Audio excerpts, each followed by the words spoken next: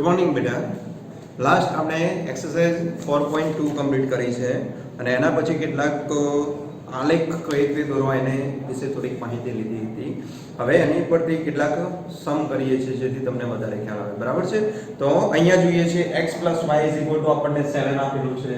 એનો આપણને શું કહ્યું છે કે આનો આલેખ દોરો. બરાબર છે? તો આલેખ કોઈ સમીકરણ આપેલું હોય તો એની મદદથી આપણે આલેખ દોરવો હોય તો શું કરીએ છીએ આપણે?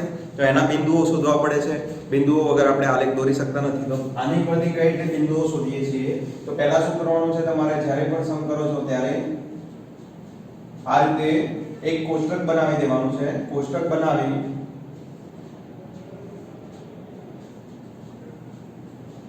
તમારે ઓછામાં ઓછા 4 બિંદુઓ તો લખવાના જ એમાં. બરાબર છે?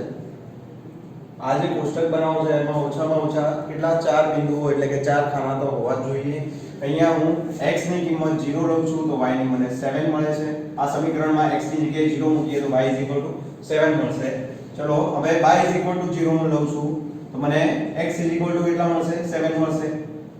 એવું જરૂરી નથી કે ફક્ત આપણે x ની કિંમત જ રિપ્લેસ કરી શકીએ એટલે કે x ની કિંમત જ મૂકી શકીએ એવું જરૂરી નથી. બરાબર? હું અહીંયા શું કર્યું? મેં y ની કિંમત મૂકી અને પછી x શોધે તો બંને કરી શકીએ છીએ. એવી જ રીતે અહીંયા હું 5 મૂકું છું તો મને y કેટલા મળશે? અહીંયા 5 છે પેલી બાજુ જશે તો 7 - 5 થઈ જશે તો 7 માંથી 5 જાય છે તો આપણને કેટલા મળે છે? 2 મળે છે. એવી જ રીતે અહીંયા જો હું 5 લઉં તો અહીંયા મને 2 મળશે. બરાબર છે? કેમ? કારણ કે અહીંયા કોઈ સહગુણક આપેલો નથી. બરાબર છે? આપેલ સમીકરણમાં કોઈ સહગુણક નથી માટે અહીંયા એકબીજાના વિરુદ્ધ બિંદુઓ આપણને મળે છે. હવે આની ઉપરથી આપણે શું કરવું છે? ગ્રાફ દોરવો છે. તો કઈ રીતે દોરીએ છીએ? આપણને ખ્યાલ છે કે આ બિંદુઓ કેવા છે? બધા જ ધન બિંદુઓ છે. ધન બિંદુ હંમેશા ક્યાં આવે છે? પ્રથમ ચરણમાં આવે છે. તો જ્યારે પણ ગ્રાફ દોરીએ છીએ ત્યારે આપણે એક ખાસ ભૂલવાનું નથી. શું? તો કે એના અક્ષ લખવાનું નહીં ભૂલીએ. બરાબર છે? અને બીજું એ નથી ભૂલવાનું કે એનું પ્રમાણમાપ લખેલું હોવું જોઈએ ગ્રાફમાં. પ્રમાણમાપ લખેલું નહીં હોય તો એના માર્ક્સ કપાય છે. બરાબર છે? હવે જુઓ અહીંયા મેં આ રીતે આકૃતિ દોરી છે. તમને ખ્યાલ છે કે આ બધા ધન બિંદુઓ મળે છે તો તમે આ લાઈનને આ બાજુ અને આ લાઈનને આ બાજુ ગ્રાફમાં દોરી શકો છો જેથી તમારું એક જ ચરણ શું થઈ જશે? મોટું થઈ જશે. બરાબર છે? આ ચરણ જ આપણને મળશે. તો એના આધારે પહેલા શું લખીએ છીએ? અહીંયા x ડેશ આવશે અને અહીંયા y ડેશ આવે છે. બરાબર? તો અહીંયા જે વચ્ચે હોય જે 0 0 બિંદુ છે એ કયું છે? આપણું ઉગમ બિંદુ છે જ્યાં બે લાઈનો મળે છે. બરાબર? x અને y. અહીંયા 1 2 3 4 5 6 7 અને 8. હવે તમારે આ બિંદુઓ કેટલા સુધી લખવાના? તો અહીંયા જોવાનું કે x ની કિંમતો કેટલા સુધી મળે છે. તો સૌથી મોટામાં મોટી કિંમત જોશો 7 છે તો આપણે 7 સુધી લખી શકીએ છીએ. બરાબર? અહીંયા મેં એક વધારે લખ્યું છે તો તમે એ રીતે લખી શકો છો. હવે એ રીતે y માં પણ ચેક કરીએ છીએ. y માં પણ 7 સુધી છે તો હું 8 સુધી લખીશ. બરાબર છે?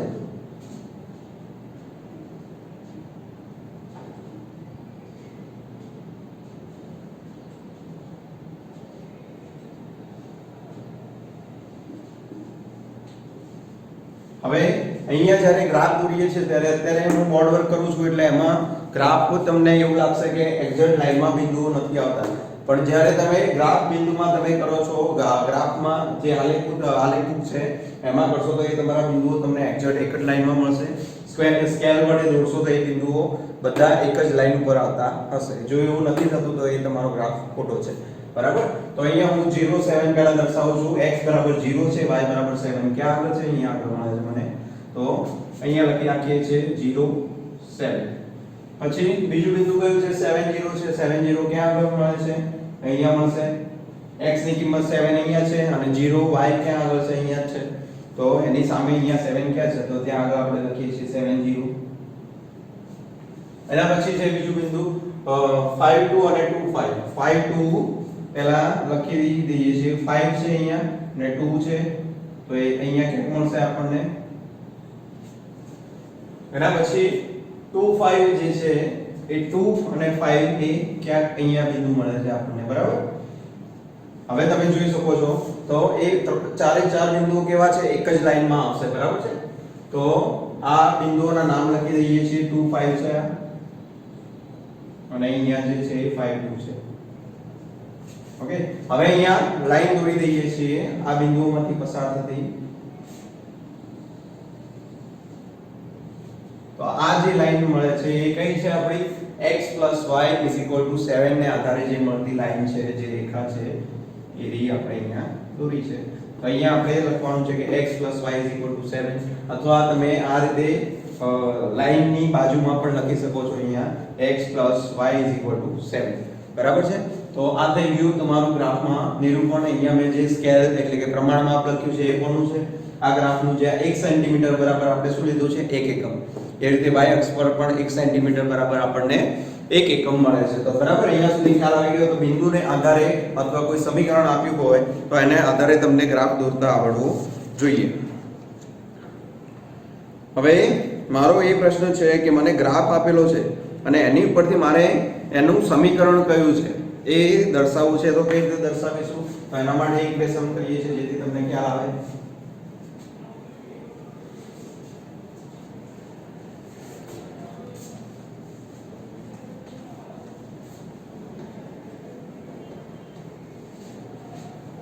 અહીંયા બેટા હું રિપ્લેસ કરીને લખતો નથી. દરેક ગ્રાફમાં 1 સેન્ટીમીટર બરાબર 1 યુનિટ જ લઈએ છીએ માટે.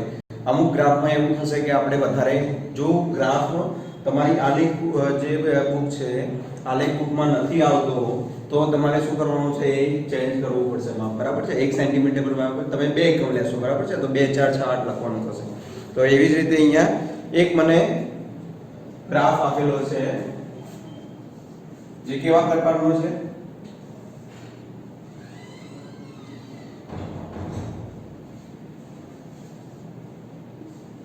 x અક્ષ છે અને અહીંયા y અક્ષ છે. y dash. હવે જે બિંદુઓ આપેલા છે એ અહીંયા હું લખું છું. 1 2 -1 2 છે અહીંયા. આ જે છે 0 છે આપણું ઉગમ બિંદુ છે. આ 1 છે 2 છે અહીંયા એવી જ રીતે -1 અને -2 આપેલા છે. અને y અક્ષ પર આપણને આપેલું છે 0 1 2 3 અને -1 -2 -3. 1 2 3 અને અહીંયા -1 -2 અને -3. બરાબર છે. હવે આગળ જોઈએ છે આપણે. તો એમાં આપણને શું કહેલું છે? જે એના બિંદુઓ જે છે અહીંયા જે લાઈન જે મળે છે એના પર 3 બિંદુઓ દર્શાવેલા છે. એ બિંદુઓ ક્યાંથી પસાર થાય છે હું તમને બતાવું છું. તો એ જે લાઈન છે એ કંઈક આ પ્રકારની છે.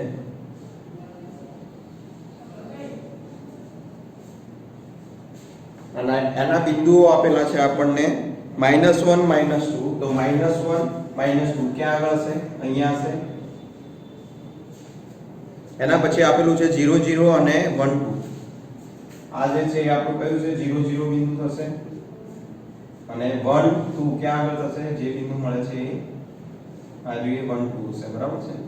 અને આ છે આપણું -1 -2. એને આધારે હવે આપણે શું કરવાનું છે? એની જે શું કહેવાય? એની જે આ ગ્રાફ છે એમાં લાઈન દોરેલી છે એનું ઇક્વેશન આપણને લખવાનું કહ્યું છે. તો આપણે ઇક્વેશન કઈ રીતે મેળવીએ છીએ તો હું એક તમને બતાવું છું અહીંયા આગળ. એના બિંદુઓ કયા કયા છે? 1 2 છે, 0 0 છે, -1 -2 છે. તો x ની એવી કઈ કિંમતો માટે આપણને આ બધા 1 2 છે, 0 0 છે અને -1 -2 છે એની કિંમતો સરખી મળે છે? તો એના માટે આપણને ઓપ્શન આપ્યા છે ફર્સ્ટ આકૃતિ માટે કે x y 0. બીજો ઓપ્શન છે y 2x. ત્રીજો ઓપ્શન આપણને આપેલો છે y x.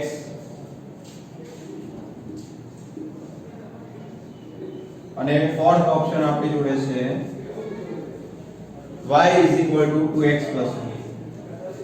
બરાબર છે. તો આમાંથી હવે આ જે ગ્રાફ માટે જે લાઈન દોરી છે એક એના બિંદુઓ આપણે અહીંયા મૂકીશું અને એ બિંદુઓ માટે જો એ ગ્રાફ સેટિસ્ફાય થતો હોય એટલે કે જવાબ સાચો મળતો હોય તો આપણે કહી શકીએ એટલે કે LHS = RHS મળતું હોય તો આપણે કહી શકીએ કે જે આપેલ સમીકરણ છે એ આપેલ ગ્રાફનું સમીકરણ છે, બરાબર છે, અને આપેલ બિંદુઓ એ સમીકરણના ઉકેલ બિંદુઓ છે. એ રીતે કહી શકીએ તો અહીંયા x y 0 માટે ચેક કરીએ છીએ. x y 0, અહીંયા x ની કિંમત કેટલી છે પહેલા બિંદુ માટે જોઈએ 1 અને 2 છે. 1 2 0, તો અહીંયા 3 0 મળે છે. આવું કદી શક્ય બનતું નથી. તો આ જે ક્યારેય શક્ય ન બને એવી વસ્તુ હોય ત્યારે આપણે શું કરીએ છીએ, does not equal to, તો કે 3 does not equal to 0.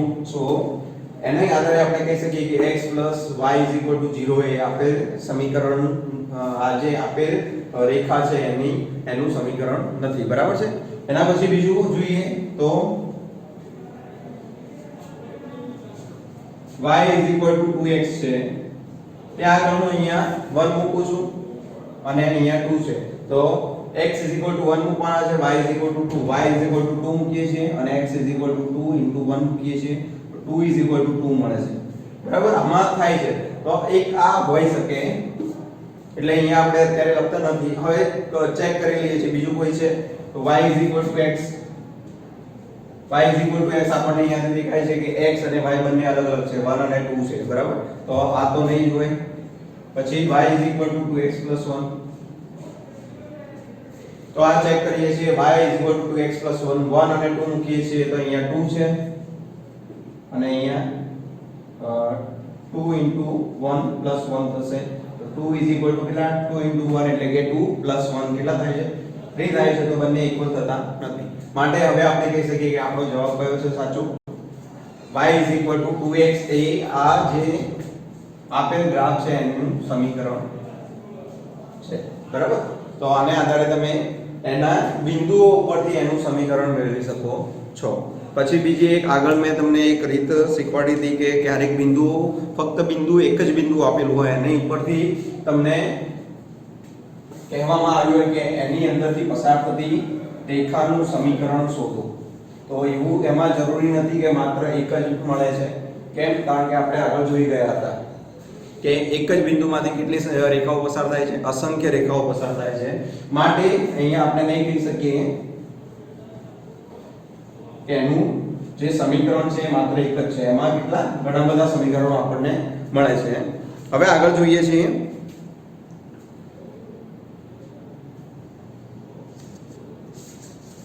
તો એમાં આપેલું છે સમીકરણ 2x + 1 = x - 3 ને ઉકેલો અને તેના ઉકેલને સંખ્યા રેખા પર અથવા કાર્ટેશિયન સમતલમાં દર્શાવો. તો કઈ રીતે દર્શાવીશું? તો પહેલા આપણને જે આપેલું છે 2x + 1,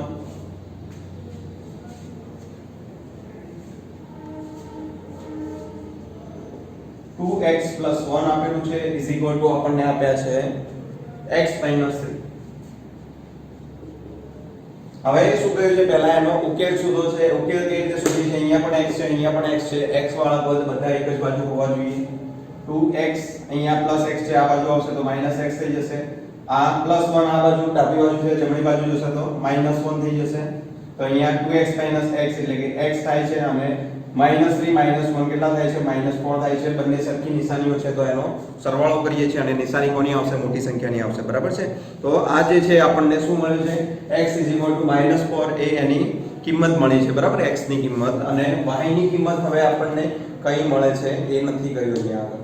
અહીંયા x ની કિંમત આપણને ફિક્સ કરી દીધી છે અને y ની કિંમત તો નથી આપેલી, માટે આપણે કહી શકીએ કે કોઈ પણ હોઈ શકે છે. તો હવે હું એનું નિરૂપણ કરું છું ગ્રાફમાં.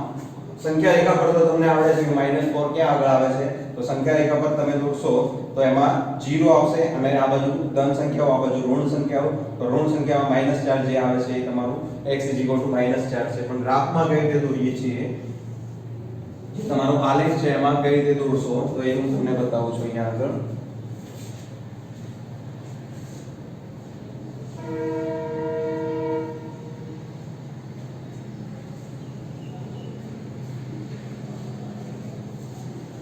અહીંયા આપણને y' છે. જ્યારે પણ ગ્રાફ દોરો છો ત્યારે અક્ષ લખવાનું ભૂલવાનું નથી અને એનું ઉગમ બિંદુ જે છે એ પણ લખીએ છીએ. હવે શું કહ્યું છે આપણને, x - 4 દર્શાવવા છે. x - 4 આપણને ખ્યાલ છે ક્યાં આગળ આવે છે, અહીંયા ડાબી બાજુ આવશે. તો અહીંયા -1 લઉં છું, -2 લઉં છું, -3, -4 અને -5 લઉં છું તો અહીંયા તમે દેખી શકો છો કે -4 કે આગળ આવે છે બરાબર તો એની આધારે તમારે શું કરવાનું છે અહીંયા -4 જે છે એ આપણને ખબર છે કે એક જ બિંદુ છે પણ હવે y કેટલા હશે તો x -4 ની લાઈન કઈ થઈ શકે તો એને આધારે આપણને ક્યારે કહી શકીશું y ની કિંમતો કેવી છે બધી અલગ અલગ છે દરેક બિંદુ માટે અને -4 એટલે કે x ની કિંમત એક જ છે તો એવો ગ્રાફ જ્યારે દોરવાનો થાય તો એ કયો છે આ જે લાઈન મળશે આને સમાંતર આ લાઈન મળશે એ કઈ છે x - 4 ની હશે એવી જ રીતે જો x આપણને 7 ની આપેલી હોય તો x 7 ની લાઈન કઈ છે આ બાજુ જમણી બાજુ ઊભી લાઈન દોરવી પડશે આ y અક્ષને સમાંતર તો આની પરથી એ પ્રશ્ન પૂછવામાં આવે છે કે x નું બિંદુ આપેલું હોય અથવા કે x બરાબર આ બિંદુ આપેલું હોય તો y અક્ષને સમાંતર મળે છે કે x અક્ષને સમાંતર મળે છે તો અહીંયા આપણે શું કહીએ છીએ x નું બિંદુ આપેલું છે તો y અક્ષને સમાંતર મળશે અને જો y નું બિંદુ આપેલું હોય અહીંયા y મને 2 આપેલા છે તો અહીંયા જોઉં છું કે આ છે 2 1 છે અને અહીંયા 2 છે તો 2 આપેલા છે y 2 એ અહીંયા ક્યાં મળશે મને અહીંયા સમાંતર રેખા મળે છે તો આ જે છે એ આપણી કઈ છે x -4 છે અને આ જે રેખા મળી છે એ આપણી y 2 છે બરાબર તો આને આધારે તમને ખ્યાલ હોવો જોઈએ હવે સ્વાધ્યાય 4.3 ની ચર્ચા કરીએ છીએ જેમાં આપણને સમ આપેલો છે કે x y 4 જે છે એની આપણને શું કરવાનો છે આલેખ દોરવાનો છે તો આ સુરેખ સમીકરણ કહેવાય છે જેનો આલેખ આપણને દોરવાનું કહ્યું હોય તો એ તમને ખ્યાલ છે કે રીતે આગળના ઉદાહરણ જોઈ ગયા એ પ્રમાણે જ તમારે x y 4 માટે શું કરીશું x y ના બિંદુઓ શોધીએ છીએ અને પછી એને ગ્રાફ પેપરમાં દોરીશું બરાબર છે અને શું ભૂલવાનું નથી જે કહ્યું એ પ્રમાણે કે ઉગમ બિંદુ લખવાનું નહીં ભૂલવાનું એના અક્ષિસ કયા છે એ લખવાનું નથી ભૂલવાનું અને બીજું શું નહીં ભૂલીએ એક એની અંદર પ્રમાણ માપ જે લખીએ છીએ એ હંમેશા લખવાનું છે બરાબર છે એ નહીં લખેલું હોય તો એના માર્ક્સ કપાય છે માટે હવે એના પછી જે x y 2 છે એ પણ એના જેવું જ છે y 3x છે એમાં પણ x ની કિંમત મૂકો અને y કેટલા મળે છે એ જોઈશું બરાબર હવે એના પછી છે ચોથા નંબરનું જે છે હું તમને કરાવું છું જેમાં શું કહ્યું છે 3 2x y 3 2x y આના સિવાયના જે મેં તમને કહ્યા એ તમારે હોમવર્કમાં કરવાના છે 1 2 3 ક્વેશ્ચન 1 ના 1 2 3 તમારે હોમવર્કમાં કરવાના છે અને અહીંયા 3 2x y 4 નંબરનો જે સમ છે એ કરાવું છું તો અહીંયા આપણને પહેલા તો શું કરવાનું છે 2x y ને આ બાજુ લઈએ છીએ અને આ 3 ને પેલી બાજુ લખી દઈએ છીએ બરાબર છે એનું એ છે ફક્ત મેં આ બાજુ લખ્યું આ બાજુ લખ્યું છે જેથી તમને ગણતરી કરવામાં સરળતા રહે તો અહીંયા x અહીંયા y પહેલા જ શું કામ કરીએ છીએ આપણે તો કોષ્ટક બનાવીએ છીએ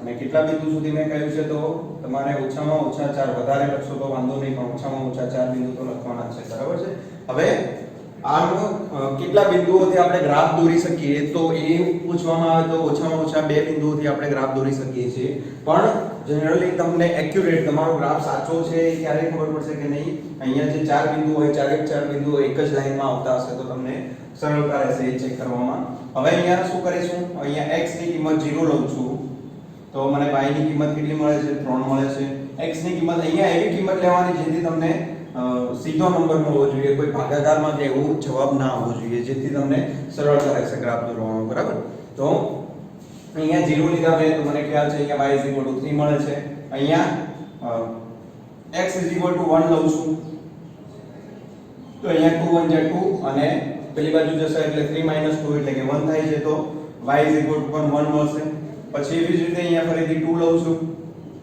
તો 2 2 જા 4 થશે પેલી બાજુ જશે તો 3 4 કેટલા થાય છે -1 થાય છે એવી જ રીતે અહીંયા 3 લઈએ છીએ અથવા તો કે -1 લો છો -1 લેશો તો શું મળશે આપણને અહીંયા -2 મળશે -2 પેલી બાજુ જશે તો +2 થઈ જશે તો 3 + 2 કેટલા થાય છે આપણને 5 મળે છે બરાબર.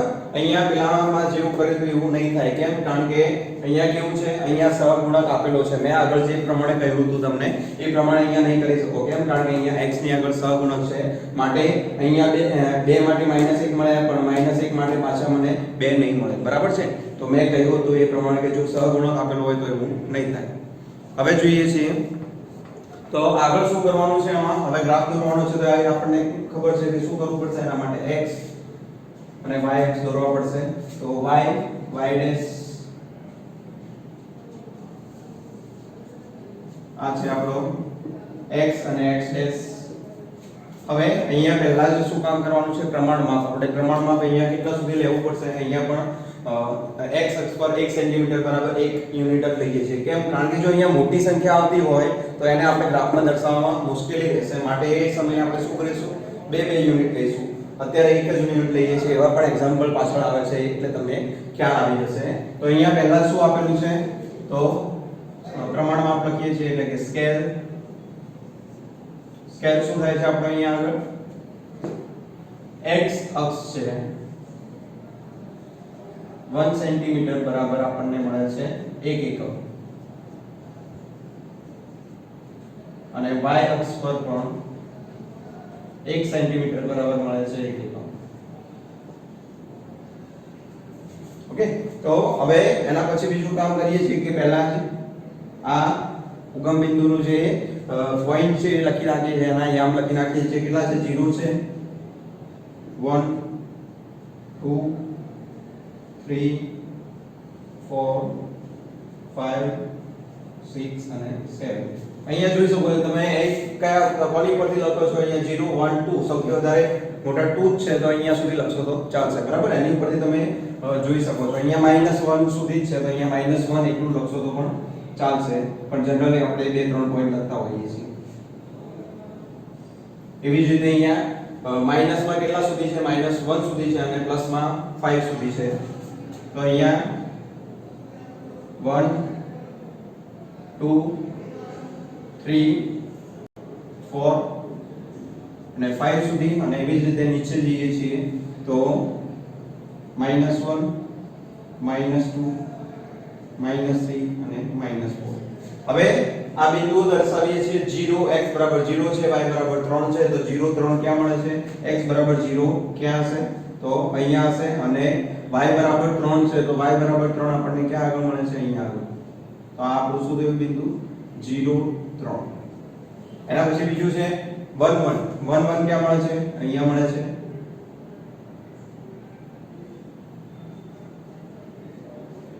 બિંદુના યામ બિંદુ લખીએ છીએ ત્યારે બિંદુના યામ લખવા ફરજિયાત છે. બરાબર. પછી 2 - 1 ક્યાં મળશે? 2 છે, -1 અહીંયા છે. એના પછી જોઈએ છે -1 5 ક્યાં છે? તો -1 અહીંયા છે અને 5 ક્યાં છે? તો અહીંયા આગળ મળશે આપણને બિંદુ.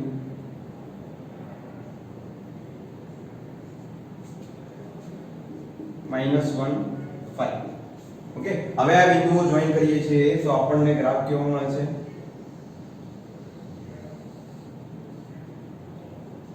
આ પ્રકારની લાઈન મળશે. તમે ગ્રાફ પેપરમાં દોરશો તો તમને મસ્ત સીધી લાઈન મળશે. અને દરેક સ્કેલ મૂકશો ત્યારે તમને શું જોવા મળશે? ફૂટપટ્ટીની મદદથી જ્યારે દોરતા હશો તો દરેક બિંદુ એ ફૂટપટ્ટીની જે લાઈન દોરો છો એની ઉપર જ આવશે. બરાબર છે. હવે આગળ જોઈએ છીએ ક્વેશ્ચન નંબર છે 2, જેમાં આપણને કહ્યું છે કે બિંદુમાંથી પસાર થતી બે રેખાઓના સમીકરણો લખો. તો એ આપણે શીખી ગયા તો કે કઈ રીતે લખીએ છીએ. કોઈ બિંદુ આપેલા હોય તો એની ઉપરથી આપણે આગળ જોયું હતું કે સમીકરણ બનાવવા હોય તો બનાવી શકીએ છીએ. તો કેટલા? અહીંયા ફક્ત 2 જ પૂછ્યું છે. એનાથી વધારે પૂછવામાં આવે તો પણ આપણે સમીકરણો બનાવી શકીએ છીએ. કેમ? કારણ કે એક જ બિંદુમાંથી કેટલી અસંખ્ય રેખાઓ પસાર થાય છે માટે. તો અહીંયા 2 જે છે ક્વેશ્ચન નંબર 2 છે એમાં આપણને બિંદુ આપેલું છે 2 અને 14. બરાબર છે. તો 2 14 એ કયા? એમાંથી બનતા 2 સમીકરણો લખવાના છે અને આવી બીજી કેટલી રેખાઓ મેળવી શકાય અને શા માટે? તો એ અહીંયા જોઈએ છીએ. તો 2 14 જે છે એ કઈ છે? આ x છે અને આ y આમ છે. તો એની પરથી હવે x ની કિંમત 2 હોય અને y ની કિંમત 14 હોય એવું બિંદુ આપણને કયું મળશે? x સમીકરણ આપણને કઈ રીતે મળશે? બંનેનો સરવાળો કરી દઈએ છીએ 2 + 14 કરીએ તો કેટલા થાય? 16 થાય, બરાબર? અથવા x ઓછા y કરવું હોય તો x ઓછા y એટલે કે 2 માંથી 14 બાદ કરીને લખીએ છીએ, કેટલા મળે છે? 2 ઓછા 14 લખીએ છીએ તો આપણને -12 મળે છે. એવી જ રીતે મારે y ઓછા x કરવું છે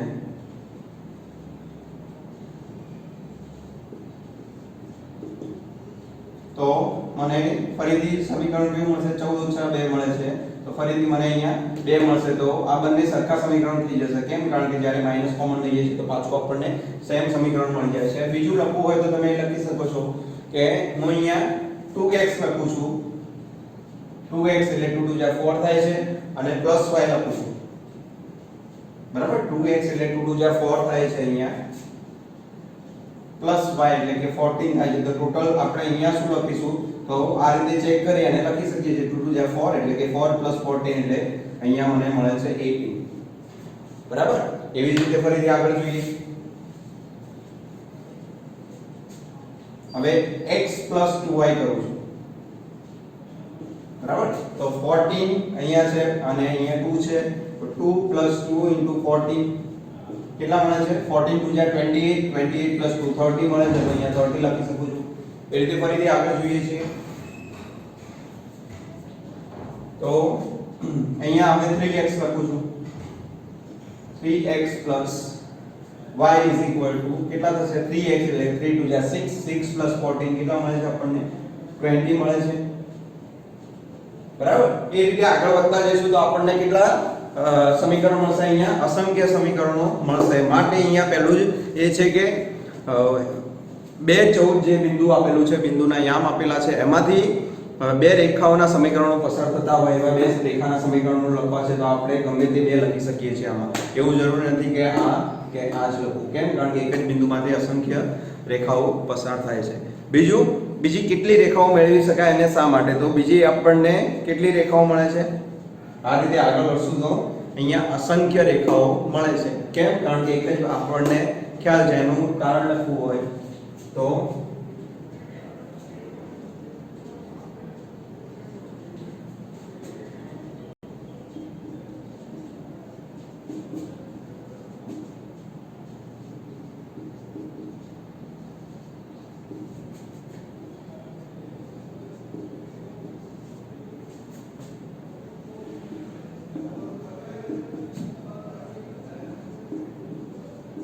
બરાબર? 2 14 માંથી પસાર થતી આપણને અસંખ્ય રેખાઓ મળે છે. અને શા માટે? તો કે કારણ કે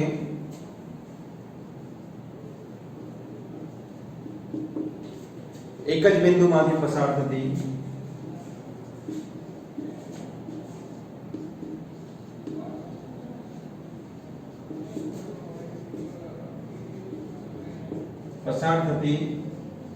રેખાઓ કેટલી છે?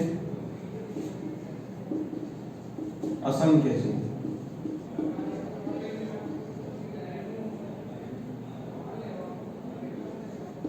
બરાબર? અહીંયા શું કહ્યું છે ફરીથી?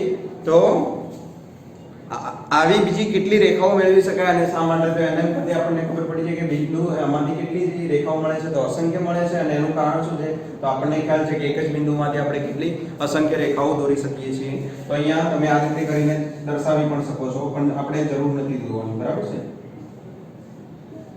તો આ રીતે તમે દર્શાવી શકો છો એને. હવે એમાં ક્વેશ્ચન નંબર 3 છે. તો 3 4 સમીકરણ આપેલું છે આપણને અને 3 4 બિંદુઓ આપેલા છે અને 3y = ax + 7 આપણને સમીકરણ આપેલું છે. તો એનું એક બિંદુ છે. જ્યારે એક બિંદુ કહેવામાં આવ્યું હોય ત્યારે એનો મતલબ શું લઈએ છીએ આપણે?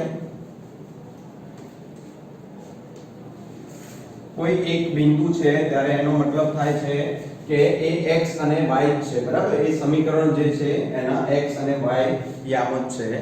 તો 3 4 છે એ એના બિંદુઓ છે જે શેમાંથી પસાર થાય છે? જે 3y = ax + 7 ના બિંદુઓ છે. ax + 7 ના બિંદુઓ છે. તો હવે અહીંયા શું કરીએ છીએ? અહીંયા આપણને ખ્યાલ છે આ એનું બિંદુ છે. તો અહીંયા આ 3 અને 4 ને આ સમીકરણમાં મૂકી શકીએ છીએ તો 3 4 ને આપેલ સમીકરણમાં મૂકતા તો શું થશે અહીંયા 3y પહેલા સમીકરણ લખી નાખીએ છીએ ax 7 મળે છે જ્યાં y ની કિંમત કેટલી છે 4 છે ax ની કિંમત કેટલી છે 3 છે +7 હવે અહીંયા ફક્ત આપણને એ જ નથી ખબર માટે આપણે સરળતાથી શોધી શકીએ છીએ 3 4 જ્યાં 12 થાય છે = 3a થશે +7 થશે +7 આ બાજુ આવશે તો શું મળશે આપણને 12 - 7 થાય છે = 3a મળે છે અહીંયા જ્યારે પણ લખો છો ત્યારે આપણે therefore કરીને લખીએ છીએ બરાબર માટે કરીને જ્યારે આ સમીકરણ પ્રકારનું હોય ત્યારે બરાબર નહીતર તો બધામાં ઇક્વલ કરીને લખી શકીએ છીએ પણ અહીંયા શું થશે અહીંયા પણ ઇક્વલ લખશો અને અહીંયા પણ ઇક્વલ આવશે તો એના કરતા બેટર છે કે તમે શું કરશો માટે એટલે કે therefore કરીને લખો છો તો અહીંયા આપણને 12 - 7 કેટલા મળે છે 5 મળે છે = 3a તો a = આપણને કેટલા મળશે 5/3 મળે છે ક્લિયર થઈ ગયું અહીંયા સુધી હવે આગળ જોઈએ છીએ ક્વેશ્ચન નંબર 4 છે એક શહેરમાં ટેક્સી ભાડું આ પ્રમાણે છે પ્રથમ કિલોમીટર માટે ભાડું છે 8 રૂપિયા અને ત્યારબાદ દરેક કિલોમીટર માટે ભાડું 5 પ્રતિ કિલોમીટર છે તો કાપેલ અંતર x કિલોમીટર અને કુલ ભાડું y લઈ આ માહિતી માટે દ્વિચલ સમીકરણ લખો અને તેનો આલેખ દોરો બરાબર છે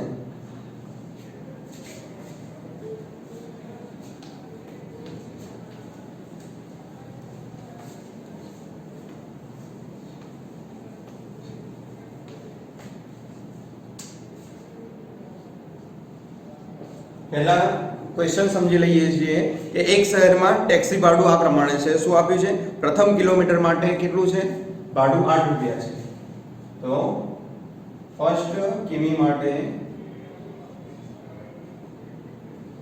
8 રૂપિયા છે અને બીજું શું કહ્યું છે આગળ અને ત્યારબાદના દરેક કિલોમીટર માટે ભાડું 5 રૂપિયા પ્રતિ કિલોમીટર છે તો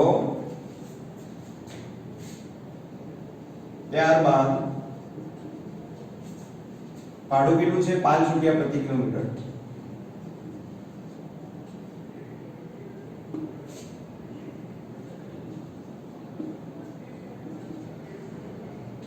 આનો મતલબ શું થાય છે 5 રૂપિયા પ્રતિ કિલોમીટર એટલે કે 1 કિલોમીટરના 5 રૂપિયા છે હવે કાપેલ અંતર x કિલોમીટર છે કાપેલ અંતર જે છે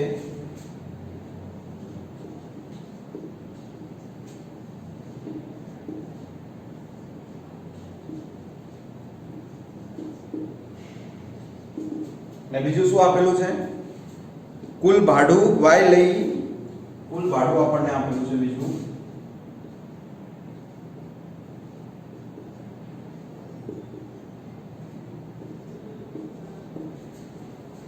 તો શું કહ્યું છે આગળ તો કે આ માહિતી માટે દ્વિચલ સુરેખ સમીકરણ લખો અને તેનો આલેખ દોરો તો પહેલા જ આપણને ખ્યાલ છે કે કુલ કાપેલ અંતર કેટલું છે x કિલોમીટર છે અને કુલ ભાડું કેટલું છે y કિલોમીટર છે તો પહેલા જ આપણે શું કરીએ છીએ આ જે કાપેલું અંતર છે x કિલોમીટર એમાંથી 1 કિલોમીટર કાઢી નાખીએ છીએ x - 1 કરીએ છીએ ત્યારે આપણને કેટલું મળશે આ ફર્સ્ટ કિલોમીટર જે છે એ આપણે અહીંયાથી માઈનસ કરીએ છીએ ત્યારનું ભાડું જે છે એ કેટલું છે 8 રૂપિયા છે તો એ કેટલું થશે 3 રૂપિયા ઓછું થશે અને એવી જ રીતે આગળ જોઈએ છીએ તો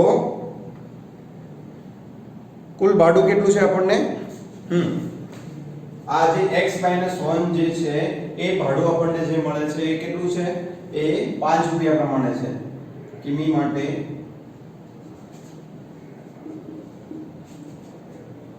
ભાડું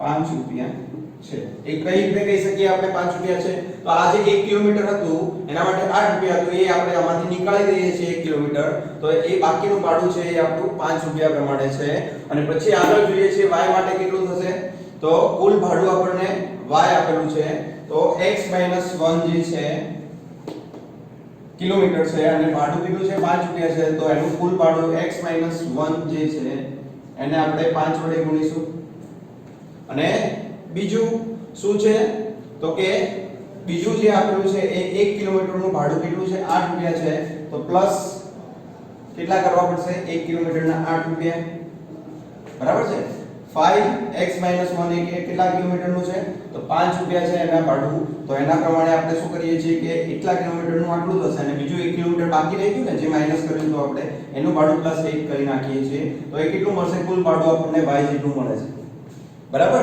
તો આની આધારે આપણને સમીકરણ મળી જશે એનું તો ફરીથી અહીંયા આપણને ખ્યાલ છે 1 કિલોમીટરનું કેટલું છે 8 રૂપિયા છે ભાડું ત્યારબાદ ભાડું કેટલું થાય છે 5 રૂપિયા પ્રતિ કિલોમીટર તો પહેલા કિલોમીટર માટે આપણને કેટલું મળે છે 8 રૂપિયા ભાડું છે અને પછી 2 કિલોમીટર જે થાય બીજું કિલોમીટર જે છે એના માટે 5 ફરીથી બીજું કિલોમીટર લઈએ તો એના માટે 5 રૂપિયા એ રીતે આગળ વધતા જાય છે બરાબર તો અહીંયા પણ 5 રૂપિયા તો હવે શું કરીએ છીએ અહીંયા આપણને ખબર છે કે આ ત્રણમાં સરખું છે તો એ શું કર્યું આમાંથી આ ત્રણમાંથી એક આ ચાર ટોટલ છે એમાંથી એક માઈનસ કરી નાખ્યું બરાબર તો 4 - 1 એટલે કે 3 કિલોમીટર માટે ભાડું કેટલું છે 5 રૂપિયા છે બરાબર છે તો એનું ટોટલ ભાડું આપણને જે મળે છે એને શું કરવું પડશે આપણે એના કિલોમીટરને 5 વડે ગુણીએ છીએ હવે એના પછી આગળ છે કે શું કરવાનું છે કુલ ભાડું આપણને આપેલું છે જે y જેટલું છે એ આપણને અત્યારે આમાં શું થશે કુલ ભાડું અહીંયા ગણી લઈએ છીએ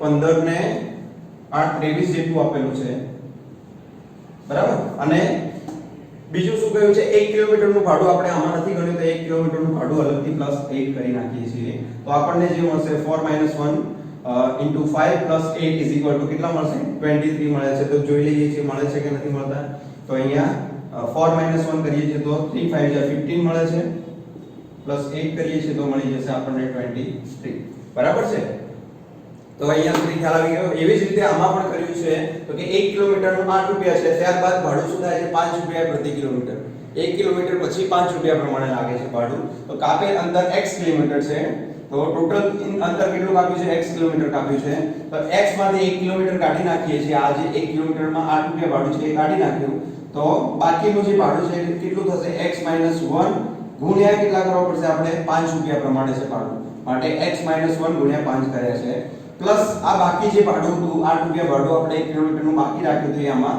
પ્લસ કરી દઈએ છીએ તો કુલ ભાડું આપણને કેટલું આપેલું છે 8 રૂપિયા સોરી y આપેલું છે તો એને y લખી નાખ્યું બરાબર તો આની ઉપરથી આપણને સમીકરણ બનાવતા આવડે એવા બીજા કેટલાક સમ આપેલા હોય તો એની મદદથી આપણને સમીકરણ બનાવતા આવડવું જોઈએ તો એ આપણે આગળ જોઈશું જેથી તમને વધારે ખ્યાલ આવશે તો અહીંયા મને મળે છે 5x - 5 + 8 = y હવે મને ખબર છે સમીકરણ કઈ રીતે લખી શકાય છે તો x અને y જોડે હોવા જોઈએ એટલે કે એક બાજુ હોવા જોઈએ બાકીના જે અચળ સંખ્યાઓ છે એ એક બાજુ હોવી જોઈએ તો અહીંયા 5x છે આ y આ બાજુ આવશે તો શું થઈ જશે -y થઈ જશે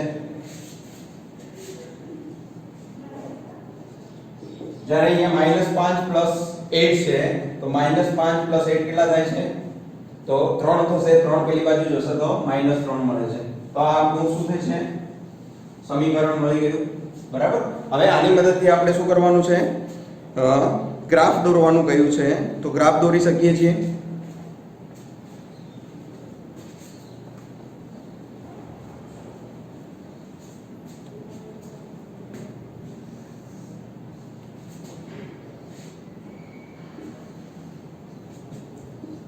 હવે ગ્રાફ દોરવા માટે આપણે ફરીથી શું જરૂરી છે તો કે y dash x x dash લખીએ છીએ બીજું શું લખીએ છીએ તો અહીંયા બિંદુ ઉગમ બિંદુ લખીએ છીએ 1 2 3 4 5 6 અને 7 છે અહીંયા 1 2 3 4 5 6 અને 7 છે એવી જ રીતે અહીંયા જોઈએ છીએ તો -1 -2 -3 -4 -5 અને -6 -1 -2 -3 -4 -5 છે બરાબર હવે અહીંયા જોઈએ તો પહેલા શું જોઈશે અહીંયા આપેલ સમીકરણ માટે એના બિંદુઓ આપણને ખ્યાલ હોવો જોઈએ તો અહીંયા શું કરીશું પહેલા અહીંયા x લઈ x ની બરાબર છે એની સાથે સહગુણક આપેલો હોય એની કિંમત આપણે આ ટેબલમાં શોધીએ છીએ કેમ કારણ કે શું થશે જો એ પ્રમાણે નહીં શોધીએ તો આપેલો જે y નો જવાબ છે આપેલા x માટે y નો જવાબ એ આપણને કેવો મળશે ભાગાકારમાં કેવો કંઈક મળશે માટે એવું નહીં કરતા આપણે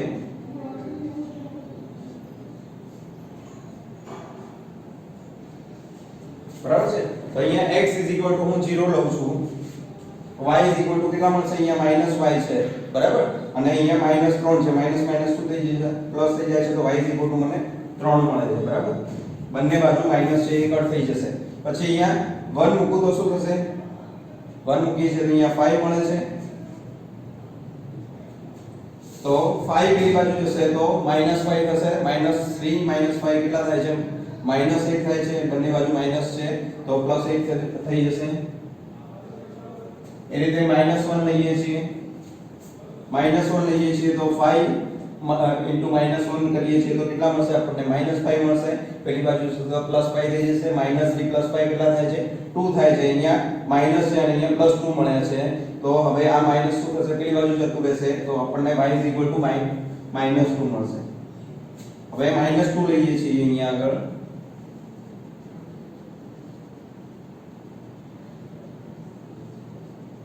-2 લઈએ છીએ તો શું થશે અહીંયા -10 થશે પેલી બાજુ જશે તો +10 થશે -3 +10 કેટલા થાય છે +7 અહીંયા માઈનસ છે -5 +7 તો y -7 હવે આ બિંદુ અહીંયા દર્શાવીએ છીએ ગ્રાફમાં તો કયું છે પહેલું 0 3 છે 0 3 ક્યાં આગળ હોય અહીંયા y નો અહીંયા આપેલો છે એટલા માટે પછી 1 8 ક્યાં છે તો 1 અને 8 અહીંયા આગળ ક્યાંક મળશે તમને એવી જ રીતે -1 -2 ક્યાં છે -1 -2 અહીંયા છે એના પછી જોઈએ છીએ -2 -7 છે -2 અને -7 અહીંયા આવશે તો -2 અને -7 ક્યાં મળશે અહીંયા મળે છે તો આ જે ગ્રાફ મળે છે એ કેવો હશે આ પ્રકારની તમને રેખા મળશે બરાબર આ પ્રકારની લાઈન તમને મળે છે હવે બીજું શું નથી ભૂલવાનું તો કે સ્કેલ માં આપણે સ્કેલ લખી નાખીએ છીએ સ્કેલ કેટલો છે અહીંયા આગળ તો x અને y અક્ષ માટે શું લખીએ છીએ 1 સેન્ટીમીટર બરાબર 1 એકમ બરાબર તો બીજું એક આપણે યામ દર્શાવવાના બાકી છે તો 0 3 ક્યાં છે તો 0 3 અહીંયા છે એના પછી 1 8 ક્યાં છે તો અહીંયા છે 1 8 -1 -2 ક્યાં છે તો અહીંયા છે અને -2 -7 ક્યાં છે તો અહીંયા છે બરાબર તો આ જે છે એ ગ્રાફમાં એનું નિરૂપણ પણ થઈ ગયું અહીંયા સુધી ખ્યાલ આવી ગયો હવે નેક્સ્ટ હવે આપણે આવતા ક્લાસમાં જોઈશું ક્વેશ્ચન નંબર 5 થી હવે ટાઈમ કમ્પ્લીટ થઈ ગયો છે ઓકે થેન્ક યુ